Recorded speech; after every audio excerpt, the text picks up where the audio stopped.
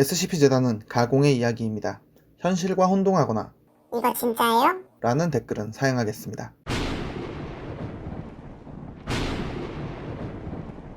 오늘도 기괴한 도서관에 오신 사서님들 환영합니다. 오늘 이야기해드릴 존재는, 아니 존재들은 3명의 자매에 대한 이야기입니다. 이미 눈치채신 분들도 계실 것 같네요. 기괴한 도서관 SCP-재단 시리즈 제24탄 지금 시작합니다. 가시죠. 시청 위험 레벨 1, 그냥 재능 낭비하는 것 같은 자매들입니다. 일련번호 SCP-1765, 격리등급 케테르, 별명 자매들. 오늘도 평화로운 SCP-재단. 그러던 어느 날 인근 도시에 있던 뱀의 손이라 불리는 조직에게서 몇몇 유물들을 확보할 수 있었습니다. 그 중에서 작은 나무 배틀과 에나멜 바늘 그리고 유리 눈을 발견했고, 이 3가지 공예품을 검사하는 도중에 그녀들이 나타났습니다. 회색빛을 띠는 형체의 3명의 각기 다른 외형을 지닌 존재입니다. 이들은 각각 SCP-17651, SCP-17652, SCP-17653이라고 불렸습니다. 당시 기록입니다. 안녕하십니까, 존경하는 재단 여러분. 우리가 매우 기쁜 소식을 가져왔습니다. 정말 기뻐할 만한 얘기야. 안녕. 당신들 뭡니까? 어떻게 들어왔... 쉿! 잠시만 저희 얘기를 들으세요. 우리들은 오랫동안 여러분을 관찰해왔습니다. 그 결과 여러분들은 우리의 도움을 받을 자격이 있다고 판단했습니다. 참 잘하셨습니다. 그래, 너희들 자랑스러워. 축하합니다. 경비는 뭐하고 있는... 말씀드렸듯 저희 얘기에 집중해 주시길 바랍니다. 제가 어디까지 말했었죠? 맞아요. 모든 걸 고려했을 때 여러분들은 다른 누구보다도 우리의 도움을 받을 가치가 있습니다. 이건 매우 드문 영광입니다. 맞아, 엄청나게 드문 일이야. 영광. 왜 매번 인간들은 어리석은 행동을 할까요? 언젠가 우리가 고쳐줘야겠네요. 이런, 또 어디까지 말했는지 잊어버렸네요. 정말 화가 납니다. 잊어버렸어! 우릴 도와줘! 도움. 맞아요.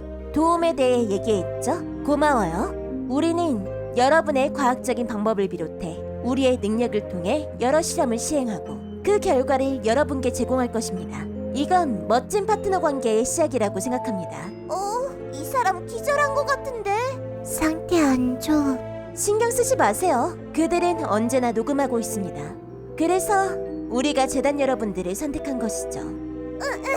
그래서 선택한 거야? 네. 우리는 즉시 실험을 시작하겠습니다.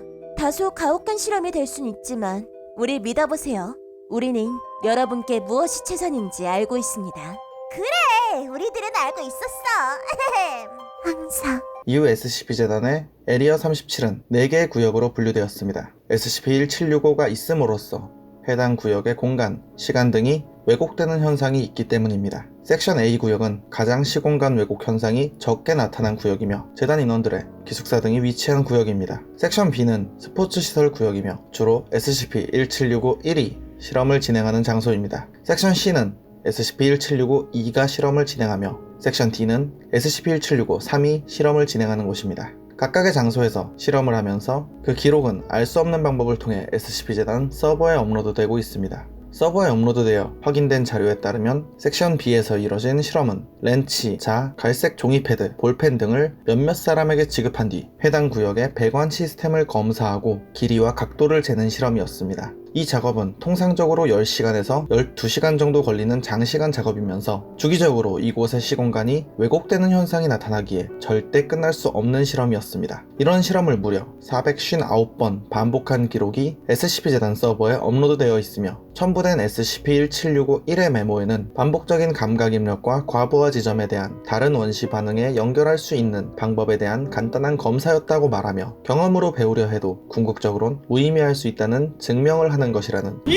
개소리를 어렵게도 써놓았습니다. 섹션 C에서 이뤄진 실험은 SCP-17652가 해당 공간을 미식축구 경기장으로 변형시킨 뒤 50야드 선 주위에서 기동특무부대 요타6 전 대원들과 포로로 잡혔던 뱀의 손 인원 10명이 나타났습니다. 그리고 반대편 골 지점에는 골대 대신 콘크리트 벙커를 만들어냈습니다. 실험의 내용은 50야드 선에 나타난 인원들이 골대가 있던 지점에 나타난 콘크리트 벙커까지 이동하는 것이었습니다. 그리고 잠시 후 관중석에서 후드를 뒤집어 쓴 의문의 인간들이 나타나 피험자들을 향해 화염구를 쏘기 시작했습니다. 이렇게 모든 피험자들이 벙커에 도달하지 못하자 사망한 피험자들을 모두 다시 살려내 성공할 때까지 재실험을 했습니다. 그 후 가까스로 벙커에 도착하니 벙커의 문은 잠겨 있었고 이번엔 거대한 금속 해머 2쌍이 나타나 벙커 앞에 도달한 인원들을 사망할 때까지 내려쳤습니다. 그렇게 실험 기록은 종료되었고 첨부된 SCP-1765-2의 메모에는 늦던 빠르던 운명은 끝나기 마련이라며 누구라도 예외 없다고 말하며 경험에서 배우자고 적혀 있었습니다.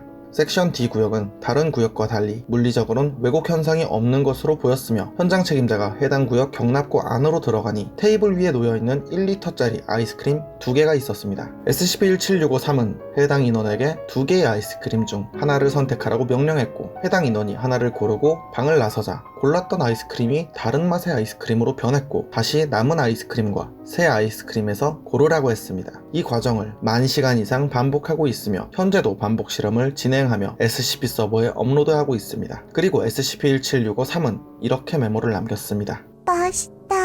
SCP-1765는 현재도 여전히 에리어 37 구역에서 실험을 진행하고 있으며 해당 구역이 왜곡된 상태인 만큼 출입을 엄격히 금지하고 있으며 내부에 있는 인원들은 서류상 모두 사망 처리된 상태입니다. 또한 SCP-1765의 활동이 해당 구역을 벗어나 확장하려고 할 경우 O5 평의회의 명령에 따라 내부의 원자력 기기를 작동하여 구역 전체를 말소할 수 있다고 합니다. 그리고 SCP-1765가 지속적으로 업로드하는 자료가 기존의 서버에 감당이 어려울 정도로 급격히 늘어나고 있기에 별도의 SCP-1765 업로드용 서버를 신설하여 제공한 상태이며 SCP 서버와는 직접적인 연결을 차단한 상태입니다. 갑자기 나타난 의문의 존재들 SCP-1765 그리고 엉터리 실험을 참으로 열심히 하고 있는 그녀들은 대체 목적이 뭘까요? 어쩌면 그녀들의 입장에선 SCP-재단이 쓸모없는 실험과 활동을 하고 있다는 걸 비꼬는 걸까요? 판단은 여러분께 맡기겠습니다. 오늘 이야기는 여기까지입니다. 다음에도 더욱 기괴하고 재밌는 이야기로 찾아오겠습니다. 시청해주셔서 감사합니다.